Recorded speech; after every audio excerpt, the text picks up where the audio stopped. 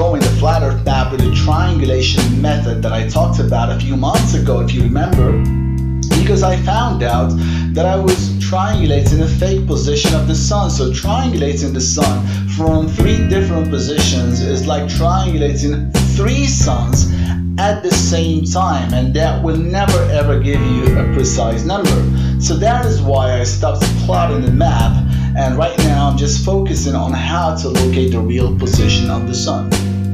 When the sun is directly overhead, the refraction is near 0, but you still can't say where the sun actually is. As the sun travels towards the west, the atmosphere creates an image of it for every eye. So anyone who looks at the sun from the same angle as you, but from a different city, will see the apparent sun in a different position. But no one can see the sun in its real position. So if you try to triangulate the sun, you will never get the exact distance. This is like trying to triangulate a rainbow.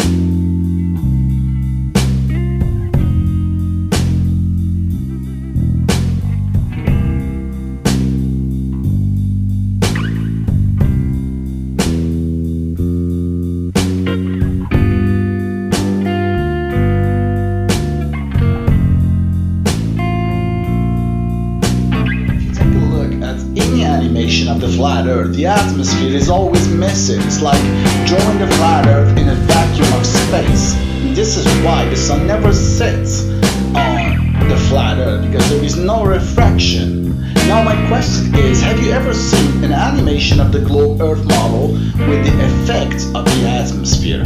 I'm not talking about just drawing the clouds or the air.